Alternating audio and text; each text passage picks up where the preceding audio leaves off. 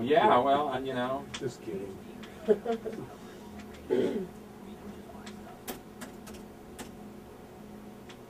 It's Local Licks on 93.7 KLBJ FM, Austin, Texas. I'm Loris. We're playing bands from Austin. And congratulations to Eric and to Andrew. They just want a free copy of the new David Grissom solo album called Loud Music. And David is in the studio with us, along with Casper Rawls. And we were just talking about your busy schedule. I'm sure you're just on call. I mean, does your phone just ring off the wall and your date book fill up and you got to juggle the schedule? Man, you know, it's more like the emails come in. Yeah, right. In this day and age. Yeah, sure. It goes up and down. It's a crazy business. I mean, sometimes it's like feast or famine. Right. But I've been really busy all year, and I've got a lot of stuff coming up through October. And you know, I used to freak out. Well, I'm just booked through October, so what about November? But now I'm grateful if I have some time off in November, and you know, things happen. It's the music business. It's like people don't plan everything way ahead of time. It's a lot of last minute stuff. Sure. Well, you mentioned some shows with the Dixie Chicks opening for the Eagles. Now that sounds like a great double bill. Should be pretty cool. Yeah, they're opening the new Nokia Theater in L.A. In October, and it's a 7,000 seat venue, and it's supposed to be really intimate, you know, with all the seats are really pretty close, and we're doing 6 shows with the Eagles.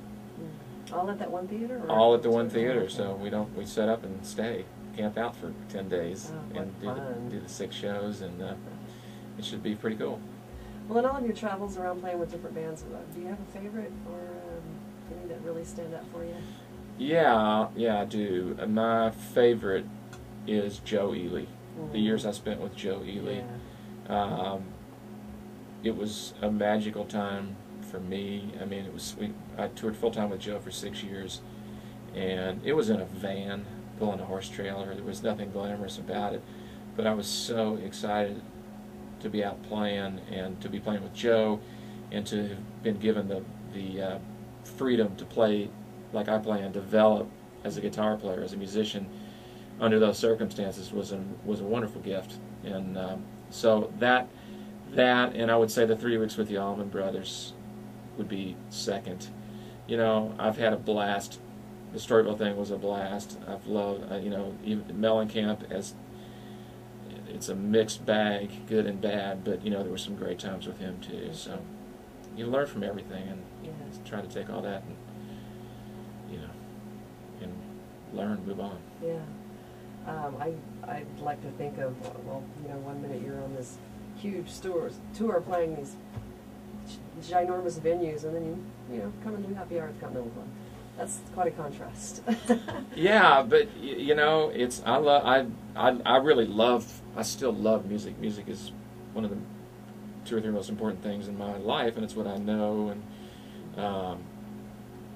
so, you know, I'm really getting to a point in my life where I want to play music that means something to me. Right. And going to the Continental and playing with some great songwriter, players, singers really keeps me on my toes, and it's a real meaningful thing, and I don't see really any difference in it as long as the music's great. It's all a privilege to be able to do.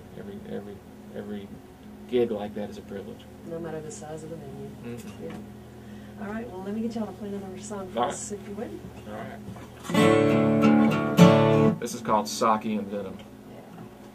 1, 2, 3, 4.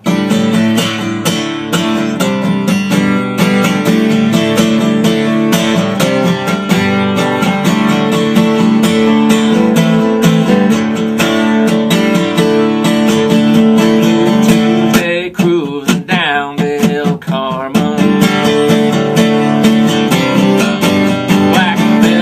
Wrestling tequila heaven. Got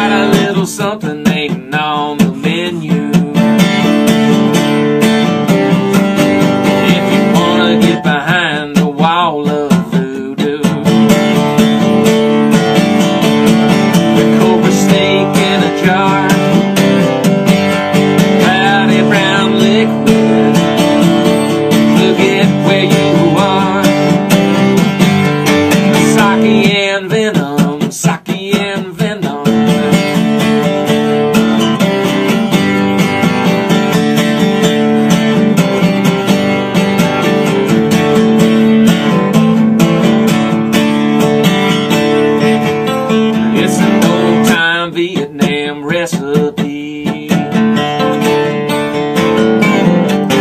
Pass hand to hand down the family tree.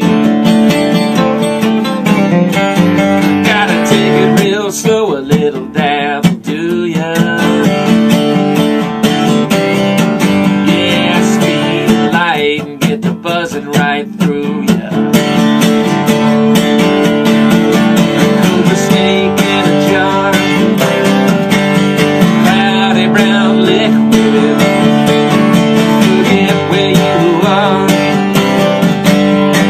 Sake and venom, sake and venom.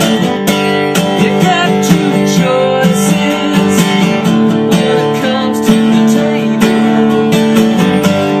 Plain unfiltered, ginger root for extra flavor.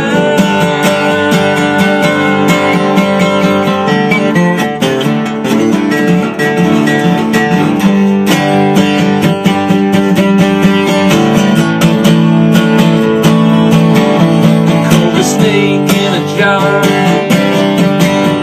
cloudy brown liquid, forget where you are. Sake and venom, sake and venom, hold a snake in a jar. Yeah, cloudy brown liquid, forget where you are.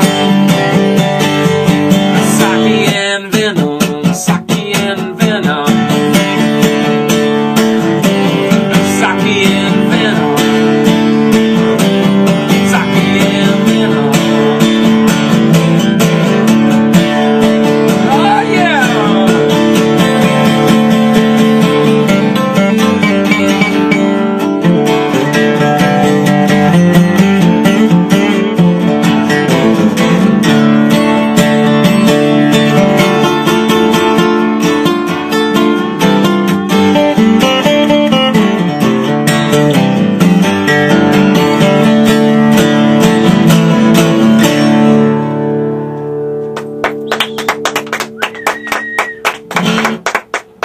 Grissom with Casper Rawls live in the KLBJ studio. Sake and venom. Now that's quite a cocktail. Yeah. Have you had a? I haven't tasted it, but that yourself? I haven't tasted it. I was warned that it could be, it's 50-50 in terms of whether it's going to be, you're going to wake up the next day or not.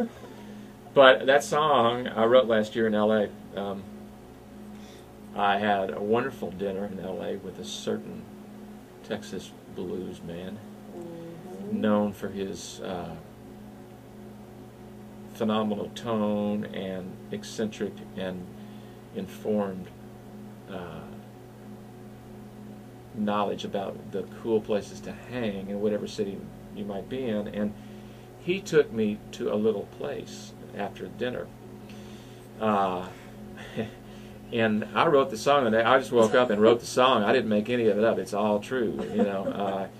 This place is, they had the menu was 9 pages long, and the first page was food, and the next 8 pages were tequila. Oh my God! With with wrestling black velvet wrestling paintings from the '40s all over the ceiling. Cool. So we're at the bar, and of course my good host is well liked by the bartender, and there's shots of everything coming up, and not to be, apparently that wasn't, he didn't feel like he was impressing us enough with that, so he leans down under the bar and pulls out a jar that would be like for those industrial-sized mayonnaise jars, right. Just like big, I don't know, 3-gallon, 2-gallon. He just pulls this thing out and lays it on the counter, and there's a cobra in the jar and a bunch of liquid. And I'm like, we're just like, what on earth? Where are we? We're looking around. Are there any cops around? What's going to happen? And I said, well, what is that? What's in there? And he goes, oh man, it's just sake.